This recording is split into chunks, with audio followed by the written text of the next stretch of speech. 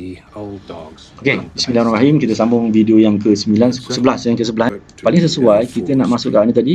Katalah kita dah tahu kita gunakan cross, golden cross, betul tak? Okey, bila golden cross kita masuk buy kat sini, betul tak? Kita makin buy sini, okey? Tak ada masalah semuanya. Kalau seeloknya kalau M1 ni lebih cantik, keadaan banyaklah. Kalau okey kita masuk buy sini, ceritanya kita masuk buy awal kat sinilah. Buy awal kat sini, tapi sebenarnya cross ni dia duduk walaupun ada golden cross ini, tapi dia duduk dekat bawah moving average 100, ada high risk lagi lah. Dia belum confirmation lagi dia nak naik. Okey, apa jadi kita buat? Kita masuklah buy kat sini contoh, sebab dia dah menaik kan. Tapi bila buy sini kita tengok dia makin turun. Dia turun. Dia turun kan.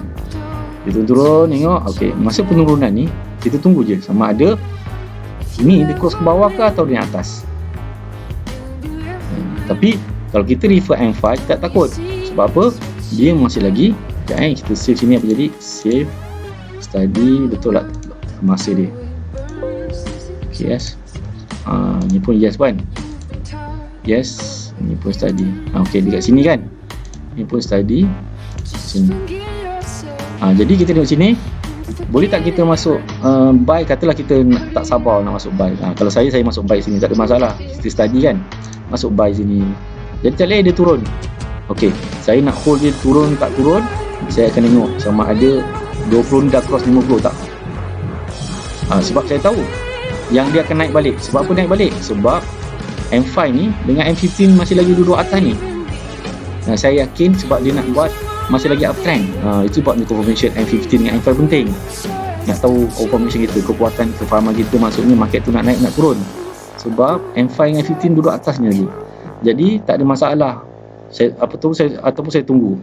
Kalau dia turun lagi pun, katalah turun sini pun, saya akan tetap tunggu ni juga. Sama ada M5 ni dah cross belum. Kalau dia M5 cross, ini pun dah cross jauh, saya akan cut loss. Ustaz apa jadi macam ni? Dia dah turun sini. Dia katalah yang ini pun dah cross ini, tak boleh dia cross balik turun-turun kan? Ini pun saya tengok ni pun turun. Saya apa lagi, saya cut loss lah. Cut loss dengan tadi kita dah untung $18.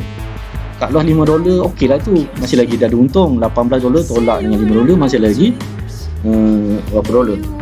18 tolak 5 ada $13. Okey lah tu. Sebab kita keadaan trade je itulah. Yang penting kita keadaan profit macam tu. Okey. Jadi bila kat sini dia tak turun, dia nak naik. Bila naik apa lagi? Stay je lah. Stay. Bila naik sini tambah lagi lah sini lot, tambah lagi sini masuk satu. Masuk satu sini buy, masuk sini satu buy. Sini masuk main 3 lot, 3-4 lot. Agak confident 3-4 lot sini buy sell main satu sen. Tengok dia apa jadi. Dia akan naiklah sehingga mana? Kadang sini dapat 80 pip kita dapat sini tadi, kita masuk buy sini kan, profit 50 pip 40 pip kat sini. 30 dapat dalam $2 $1 dalam layer ni, kita dapat 1 sen 2 sen, kita dapat $1.5 $2 tutup cepat sebab kita main scalping. So kalau sini kita dapat apa, 30 pip RM3 $3 big highway 3 kali 4 12, dah 12 campur 18 tadi dah $30 dapat. Macam itulah $30. Jadi insya-Allah macam itulah. $30. So untuk 3 entry ni sebenarnya dah $30. Ini cerita ni lah. Tapi tak apalah, kita dapat salah satu dua pun kita dah di dalam $20. Betul tak? Dah atau $15. Macam itu je lah. Target kita 10% kan daripada $100 kan. Dia macam itu. Okey. Selepas tu kita dapat sini cerita yang ke berapa? Okey, yang ni pula. Kita ambil sini pula. Yang keempat dekat akhir tengok. Yang ini dia nak buat penurunan. Ini nama dia reversal lah. Ini berlainan tau. Yang ini dia nak buat kenaikan lagi, tapi yang ini nak start mula buat penurunan. Okey, saya save kat sini. Saya save sini. Saya study kat sini. Sini save. Ini pun lepas balik tak study. Sebelah ni dia ketuk-ketuk tu dia kesian dia tak sihat sangat orang sebelah ni. Orang Cina. Orang muda. Dia tak sihat, kadang dia menjerit. Tak apa. Sebab kita anggap sebagai dia buat muzik lah, dia tengah main muzik. Okey, muzik latar belakang. Okey, seterusnya kita tengok sini, apa jadi dia tengah turun. Okey, di sini kita nampak penurunan ni, nampak. Di sini kita nampak, baru kita nampak dia punya kekuatan dia untuk menurun. Kenapa? Kalau MACD ni dah cross bawah, ini pun dia dah cross bawah dekat M5 ni, MACD ni, yang ini pun dah cross bawah, jaga hati-hati, dia tengah nak buat penurunan pula, tengah buat reversal. Itu tanda maksudnya dia buat starting untuk reversal. Okey, macam itu. Kalau ini salah satulah. Yang keduanya kita tengok sini, yang kedua sini ni kan, yang kedua M1 kita tengok sini. Macam biasa, dia dah naik atas paling tinggi, dia turun, dia naik, dia tak cross ni. Dia naik turun, dia tak cross ni. Lepas tu dia turun lagi. Ini maksudnya ini pertama, turun pertama, ini pertama. Yang kedua.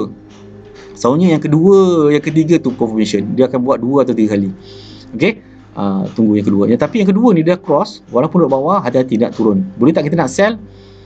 Kalau kita berani, kita sell lah. Okey? Macam ni. Ini masih yang sama. Boleh tak ini kita nak sell? Tapi yang ini kita belum berani sell. Sebab apa? Kita pun belum berani buy. Kita akan tunggu masa buy. Okey, yang ini kita tunggu buy kan. Ini boleh tak kita nak sell? Kita pun belum berani sell. Ceritanya kita belum berani sell. Sellnya kat mana tau? Cuba tunggu dekat dia dah cross kat sini. Ni adalah kawasan sell dia. Okey, kita save. Kita save kat sini, study. Save. Okey, kita nampak sini. Study kan? Ya. Dia nampak study. Save study. Okey, ini save study tengok. Dia turun. Okey. Jadi kekuatan semuanya nak sell ni, keadaan dia tengok. Jadi ini dah untuk sell kita kuat. Yang pertama, kita dah tahu dah MACD kita rujukkan kita, MACD ni dah cross bawah. Ini pun M5 dah cross bawah. Ini adalah kekuatan dua ni menunjukkan dia nak turun. Yang pertama tadi dah sini dah cross bawah. Yang ini kita nampak candlestick dah bawah M5 walaupun duduk atas kan. Ini study lah. Saya pun kalau macam ni pun saya belum berani lagi untuk sell, tapi sebenarnya kita buat study, sebenarnya ini adalah signal untuk dia buat reversal sebenarnya. Ini kita nak fahamkan buat backtest ini bukan cerita kita nak dapat profit ke apa, tak ini kita study Kalau saya masa ni pun saya tak berani lagi untuk sell sebab saya dah dapat 20 pip 30 pip saya dah cukup dah. Ini saya perhatikan je lah market, lagipun ni dah pagi dah. Ni dah musim pagi. Ini kita study je. Okey, jadi inilah kawasan sell dia.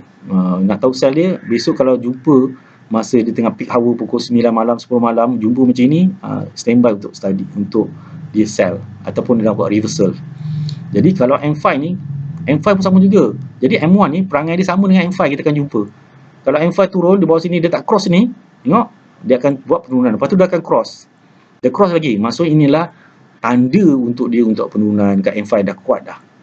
Jadi sebenarnya apa dia dekat M1 ni? M1 ni sebenarnya dia adalah perangai dia sama dekat M5 akan terjadi juga kalau nak turun.